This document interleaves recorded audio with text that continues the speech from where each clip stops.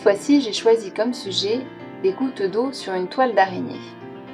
Je positionne d'abord le centre de ma toile, ensuite je dessine les rayons, puis les courbes entre les rayons.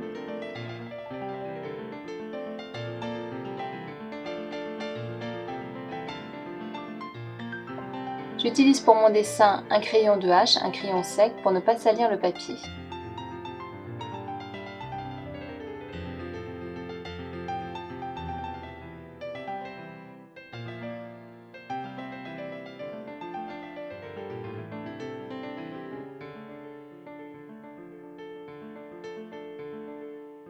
Ma toile d'araignée étant positionnée, je vais pouvoir m'attaquer aux gouttes d'eau.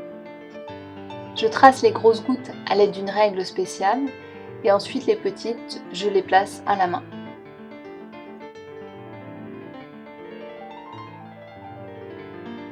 Je les place de manière aléatoire et j'utilise différents diamètres pour créer un dynamisme. Même si c'est pas tout à fait réaliste, étant donné que sur les photos que j'ai vues de toile d'araignée, les diamètres des gouttes sont assez similaires.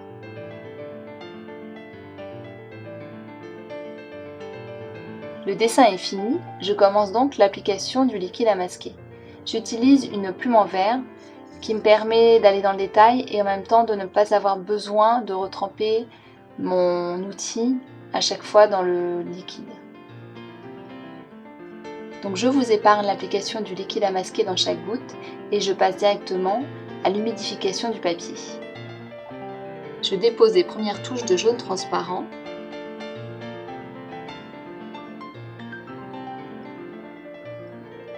Ensuite du vert qui est obtenu à partir du bleu Winsor nuance verte ainsi que le jaune transparent. J'augmente les contrastes progressivement, puis j'incline le papier pour obtenir de beaux fondus. Ensuite, je continue le travail de profondeur en allant du plus clair au plus foncé. Je reprends les mêmes teintes, le jaune transparent, le vert composé de jaune transparent et de bleu Winsor, et ensuite le gris de pen, le brun Van Dyck. J'augmente les contrastes progressivement, la texture et je donne de la profondeur. Je me rends compte que j'avais pas assez foncé sous la toile d'araignée afin qu'elle ressorte, donc j'augmente les contrastes. J'utilise un pinceau à la vie en petit gris qui a une bonne charge d'eau. Ensuite, je commence à dessiner les blés avec un pinceau traceur. Donc c'est un pinceau fin avec des poils longs. Le cycle de l'eau avance, donc je peux commencer à faire mes retraits. Faut pas les faire trop tôt parce que sinon ça ne marche pas. Et il vaut mieux utiliser un pinceau synthétique. Donc là j'ai zoomé, bon c'est un peu flou, mais ça vous permet de voir un petit peu le travail de retrait.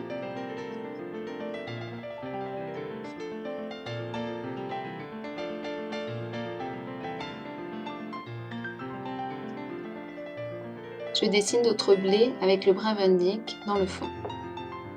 Donc le papier est sec et je me rends compte au séchage qu'il y a un peu d'eau qui s'est infiltrée entre le papier et le carton car j'ai utilisé un artboard d'Arches, c'est-à-dire que c'est un papier aquarelle qui est marouflé sur un carton.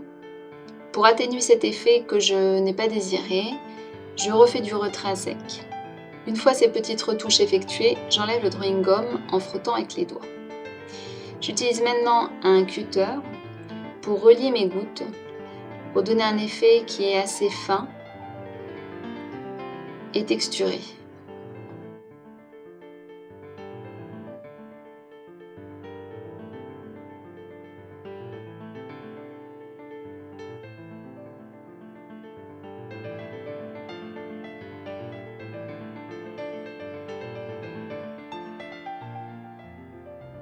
Je choisis de donner du volume à ces gouttes d'eau en apportant du reflet et des valeurs. Donc pour ce faire, j'humidifie à chaque fois la goutte d'eau. J'utilise un autre pinceau pour appliquer le pigment, donc là c'est le gris de pen. Je l'applique vers le haut et puis je le tire un peu avec le pinceau propre.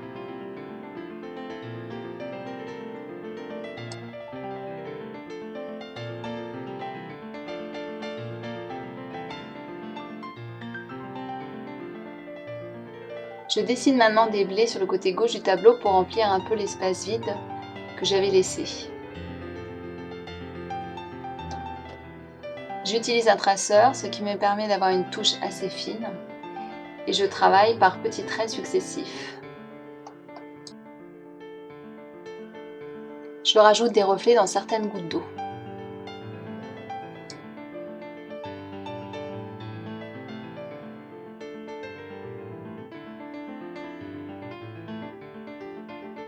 Je choisis de ne pas poser des reflets dans chaque goutte, car d'une part je suis paresseuse et puis au final je trouve que le rendu est assez sympa, tel quel.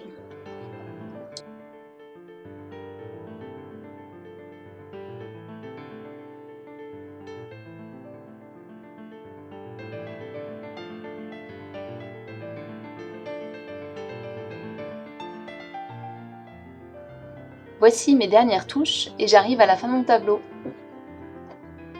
Merci pour votre attention et n'hésitez pas à liker ma vidéo si vous l'avez aimée et à vous abonner à ma chaîne pour voir d'autres vidéos qui vont arriver très prochainement.